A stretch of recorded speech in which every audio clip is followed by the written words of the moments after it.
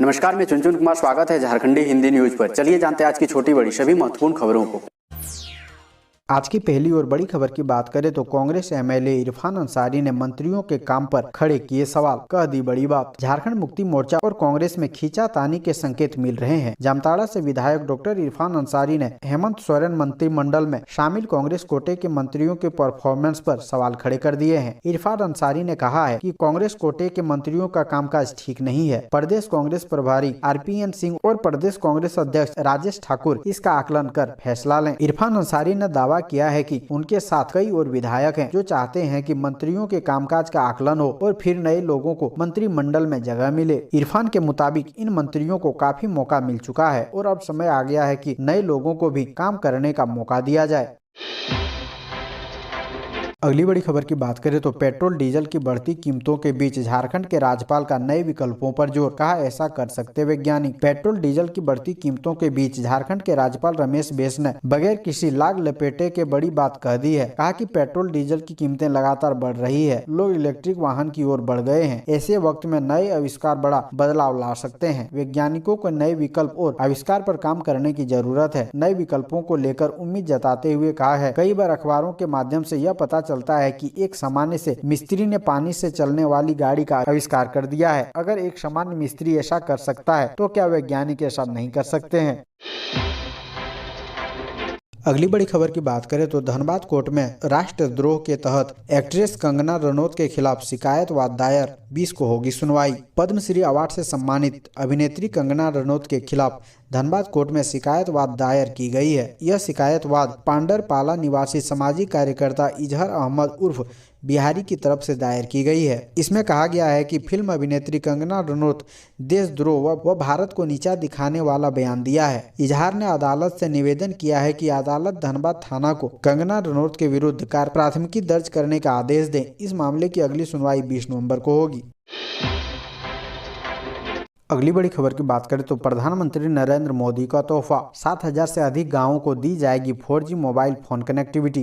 प्रधानमंत्री नरेंद्र मोदी की अध्यक्षता में बुधवार को हुई कैबिनेट की बैठक में कई बड़े फैसले लिए गए हैं। केंद्रीय मंत्री अनुराग ठाकुर ने इस फैसलों की जानकारी देते हुए बताया कि आंध्र प्रदेश, छत्तीसगढ़, झारखंड, महाराष्ट्र और ओडिशा के 44 आकांक्षी जिलों के 7,000 से अधिक गाँव में मोबाइल टावर कनेक्टिविटी प्रदान की जाएगी। सरकार ने केंद्रीय मंत्रिमंडल की बैठक में इन गांवों को 4G मोबाइल सेवाएं प्रदान करने का निर्णय लिया है। इस परियोजना में 6,466 करोड़ रुपए खर्च होने का अनुमान है।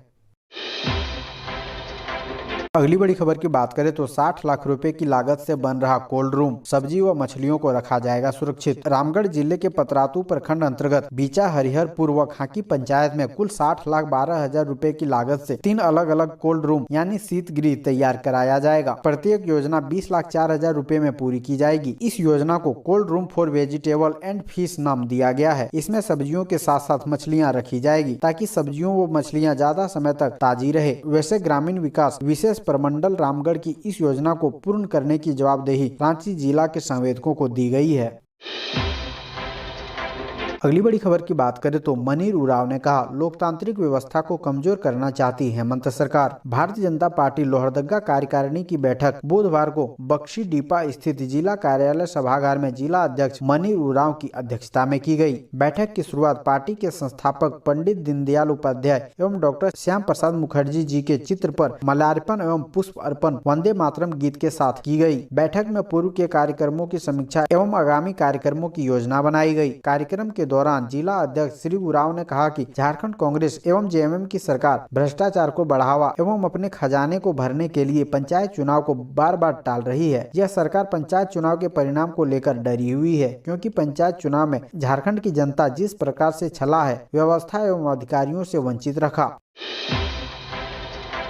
अगली बड़ी खबर की बात करें तो इन इलाकों में 20 नवंबर तक भारी बारिश का अनुमान, धान की फसल को होगा नुकसान। झारखंड में अचानक मौसम में आए बदलाव के कारण राज्य के कई जिलों में बारिश हुई है। मौसम विभाग द्वारा 20 नवंबर तक राज्य के कई जिलों में बारिश का अनुमान लगाया गया है। अचानक हो रही यह बारिश किसानों के लिए आफत बनकर आई है, क्योंकि कई किसानों के खेत में अभी भी धान की फसल काटने के लिए तैयार है। वहीं कई किसान अपने धान को काटकर खलिहान में रख चुके हैं। ऐसे में बारिश के कारण धान की अच्छी पैदावार होने के बावजूद किसानों को नुकसान हो सकता है। हालांकि माना यह भी जा रहा है कि रबी फसल के लिए यह लाभदायक साबित होगा, पर सब्जियों की खेती को इससे नुकसान हो सकता है।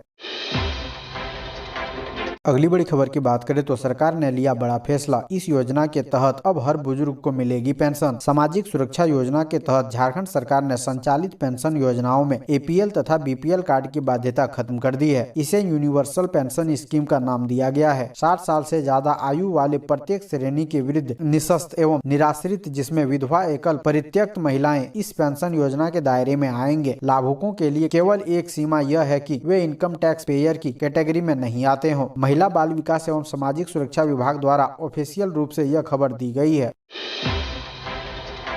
अगली बड़ी खबर की बात करें तो धोनी का यह बिजनेस आइडिया आपको भी 100 दिन में बना देगा लखपति। अपनी बल्लेबाजी से लोगों का दिल जीतने वाले महेंद्र सिंह धोनी अब बिजनेस के क्षेत्र में भी चौका छक्का लगा रहे हैं। अपने छोटे छोटे बिजनेस आइडिया से बड़े बड़े उद्योगपतियों को टक्कर देते नजर आ रहे हैं। इन दिनों महेंद्र सिंह धोनी द्वारा शुरू किए गए एक बिजनेस खूब चर्चा में है। देश ही नहीं, विदेश में भी यह सुर्खियां बटोर रहा है। दरअसल महेंद्र सिंह धोनी ने कड़कनाथ मुर्गे का बिजनेस किया है। सामान्य मुर्गों की अपेक्षा इसका रेट अधिक रहता है। महंगा होने के बावजूद भी इसकी मांग काफी अधिक है। यह एक ऐसा बिजनेस है जिसे कोई भी व्यक्ति शुरू कर सकता है। इसमें कमाई भी मोटा है। ऐसे में धोनी का यह आइडिया आप भी अपनाकर बिजनेस शुरू कर सकते हैं।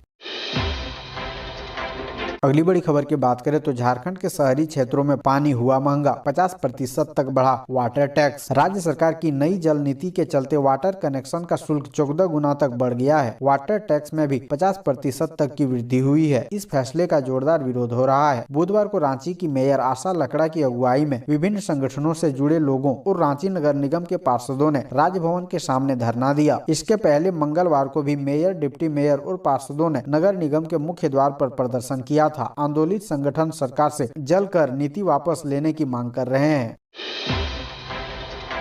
अगली बड़ी खबर की बात करें तो बारिश थमने के बाद किसानों को वैज्ञानिकों ने दी सलाह। बोले सब्जी, गेहूं, आलू की खेती के लिए है अच्छा समय। बारिश थमने व गिरते तापमान में किसानों को खेती बाड़ी में कई प्रकार की सावधानी बरतनी है। पहले से लगाई गई सब्जियों की निकाई व गुड़ाई करना जरूरी है। आवश्यकता अनुसार ही सिंचाई करना है, क्योंकि बारिश रुकने के बाद अभी भी खेत की नमी बनी हुई है। वहीं विभिन्न सब्जियों के बिचड़े की बुआई मुख्य खेत में करने की सलाह कृषि विज्ञान केंद्र गुमला द्वारा दी गई है। कृषि विज्ञान केंद्र गुमला के वरीय वैज्ञानिक डॉक्टर संजय कुमार पांडे ने बताया कि जो किसान गेहूं की खेती करना चाहते हैं वे अनुशंसित बीज व उर्वरक का प्रबंध कर बुआई शुरू कर दें।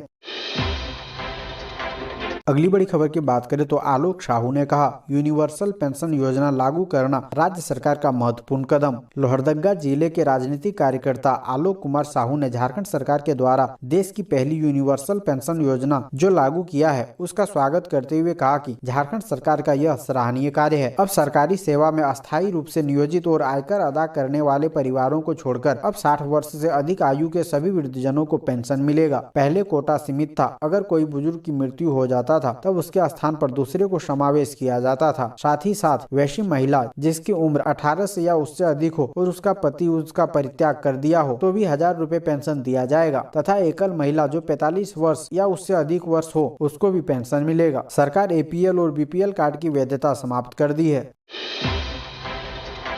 अगली बड़ी खबर की बात करें तो धनबाद नगर निगम में भ्रष्टाचार से ई रिक्शा वितरण योजना का हो रहा बंटाधार। चालकों ने डीसी को बताई अंदर की बात। झारखंड रिक्शा मजदूर संघ के बैनर तले ई रिक्शा चालकों का प्रतिनिधि मंडल जिला के उपायुक्त से मिलकर एक ज्ञापन सौंपा। इसके माध्यम से चालकों के प्रतिनिधि मंडल ने गरीबी रेखा से नीचे जीवन यापन कर रहे रिक्शा चालकों को ई रिक्शा आवंटित करने की मांग की। इसके अलावा अपनी मांग को लेकर मजदूर संघ के प्रतिनिधि मंडल ने उपायुक्त के माध्यम से मुख्यमंत्री को भी ज्ञापन सौंपा, जिसमें प्रतिनिधि मंडल ने ई रिक्शा वितरण में देरी के लिए नगर निगम में एक कार्यालय सहायक संतोष सिंह को जिम्मेदार बताया और कहा कि सिंह द्वारा ई रिक्शा वितरण के लिए अवैध रूप से पैसे की मांग की जा रही है। मांग पूरी नहीं होने के कारण गरीब रिक्शा चालकों को उनका हक देने में अनावश्यक विलम्ब किया जा रहा है।